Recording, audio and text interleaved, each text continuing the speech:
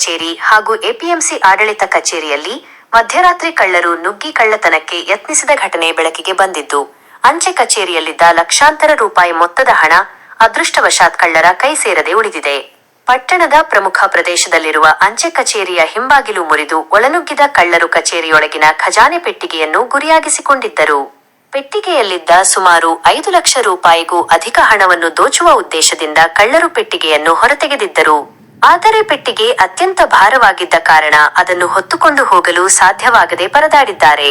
ಕಳ್ಳರು ಖಜಾನೆ ಪೆಟ್ಟಿಗೆಯನ್ನು ಕಚೇರಿಯ ಒಳಭಾಗದಿಂದ ಹೊರಗೆ ಎಳೆದು ತಂದಿದ್ದರೂ ಅದರ ತೂಕವನ್ನು ನಿಭಾಯಿಸಲು ಸಾಧ್ಯವಾಗದೆ ಅರ್ಧ ದಾರಿಯಲ್ಲಿಯೇ ಬಿಟ್ಟು ಪರಾರಿಯಾಗಿದ್ದಾರೆ.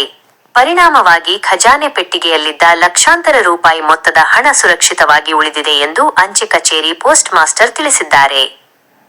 ಕಳ್ಳರು ಕಚೇರಿಯೊಳಗಿನ ದಾಖಲೆಗಳು ಹಾಗೂ ವಸ್ತುಗಳನ್ನು ಹುಡುಕಾಡಿದ ಪರಿಣಾಮ ಹಲವು ದಾಖಲೆಗಳು ಚೆಲ್ಲಾಪಿಲ್ಲಿಯಾಗಿ ಬಿದ್ದಿರುವುದು ಕಂಡುಬಂದಿದೆ.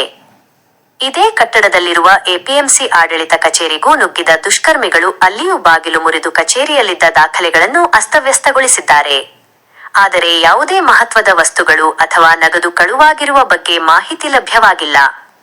ಘಟನೆಯ ಮಾಹಿತಿ ತಿಳಿಯುತ್ತಿದ್ದಂತೆಯೇ ಆಳಂದ ಪೊಲೀಸ್ ಠಾಣೆಯ ಪೊಲೀಸ್ ನಿರೀಕ್ಷಕರಾದ ಶರಣಬಸಪ್ಪ ಕೊಡ್ಲ ಸ್ಥಳಕ್ಕೆ ಭೇಟಿ ನೀಡಿ ಪರಿಶೀಲನೆ ನಡೆಸಿದರು.